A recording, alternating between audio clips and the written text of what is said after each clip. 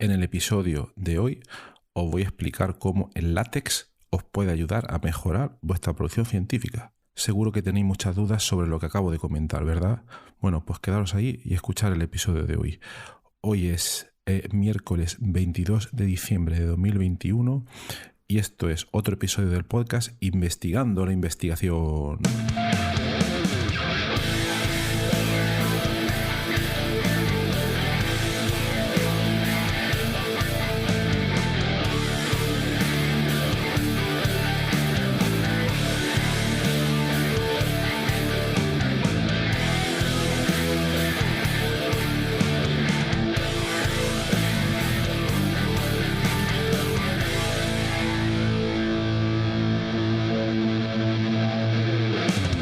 Hoy os voy a hablar del editor de textos llamado LaTeX.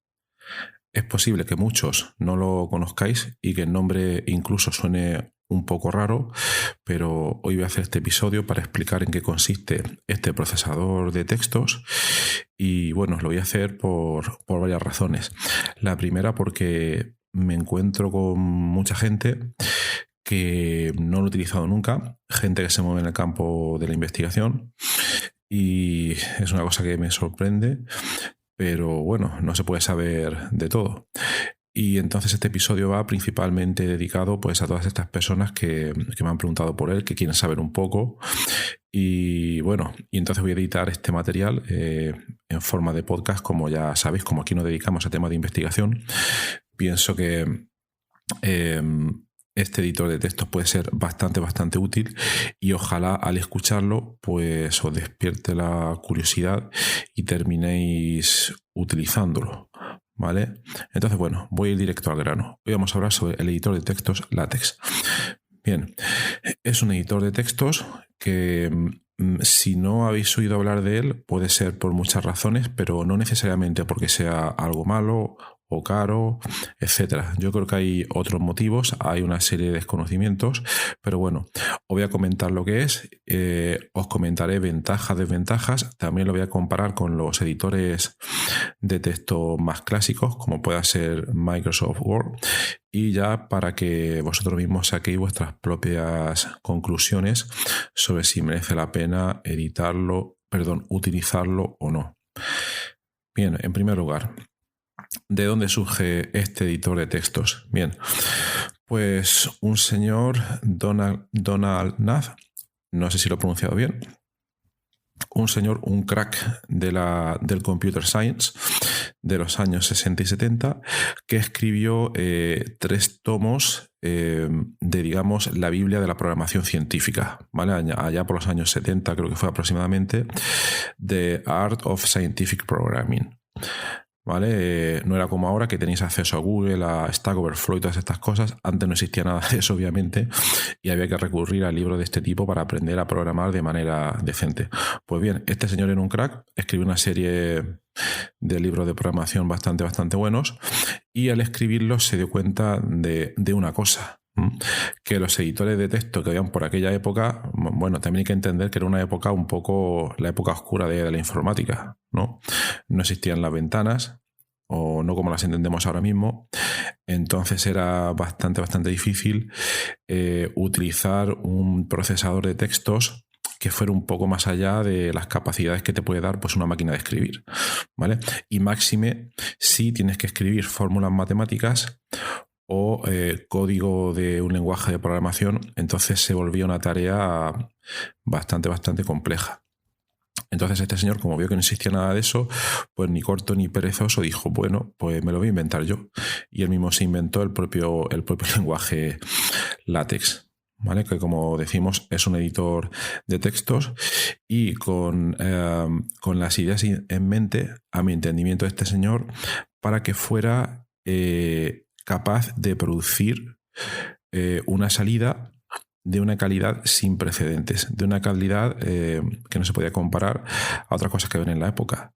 Si habéis visto libros de matemáticas, libros de estos que estudiáis en la carrera, cálculo infinitesimal, y os fijáis en la calidad de las fórmulas, pues me estoy refiriendo a cosas pues, de este tipo, pero no es el único ámbito de aplicación.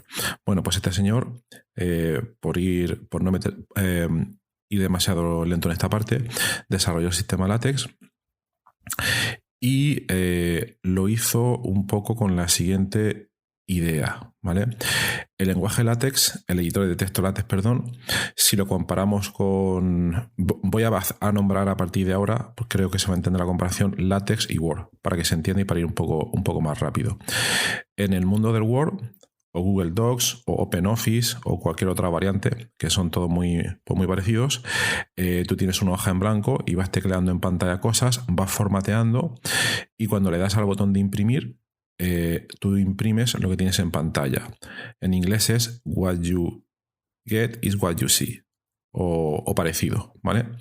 Pero aquí en LaTeX es algo totalmente distinto y es una de las cosas a las que a uno le cuesta un poco acostumbrarse al principio, porque lo que nosotros escribimos no es el texto como lo vamos a ver al final, ¿vale? Sino que escribimos una especie de código. Es decir, primero escribimos, no me quiero meter mucho en detalle, una serie de cosas que se llaman preámbulo y donde, por ejemplo, decimos el formato que queremos para el texto, el tamaño de página, etcétera, etcétera, pero todo lo decimos mediante comandos, mediante una serie de definiciones.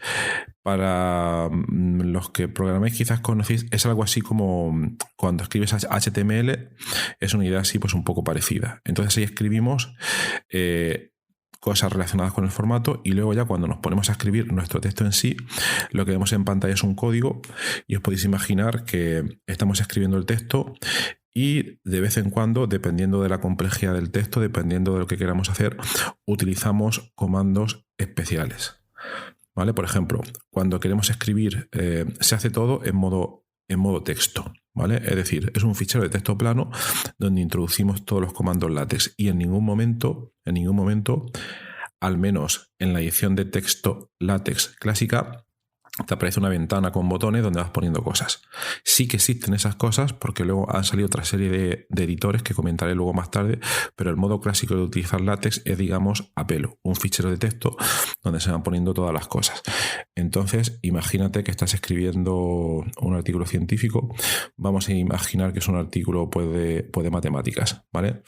Entonces, estás escribiendo un teorema, por ejemplo, y cuando llega el momento en que tienes que introducir una fórmula matemática, pues tienes que abrir, tienes que usar unos comandos especiales, no me voy a meter en la parte técnica, pero donde dices, abro la fórmula y entonces vas introduciendo el código de la fórmula matemática que quieres desarrollar. Por ejemplo, si quieres introducir un sumatorio, tienes que conocer de memoria, o lo puedes tener en una tabla al lado de una chuleta, la expresión para sumatorio, multiplicatorio, etcétera, etcétera.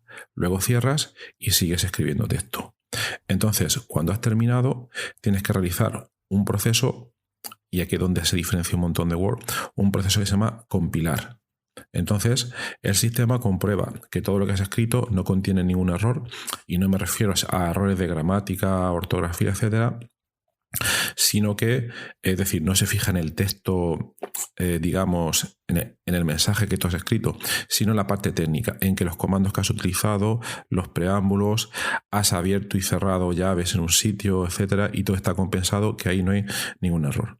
Y si ve que no hay ningún error, pues compilará y te producirá un PDF normalmente, aunque puede ser en otros formatos, donde puedes ver en la salida ya tu documento en forma de PDF. Y eso ya sí que es, obviamente, un PDF, cuando lo ves en pantalla y lo imprimes, es el mismo documento.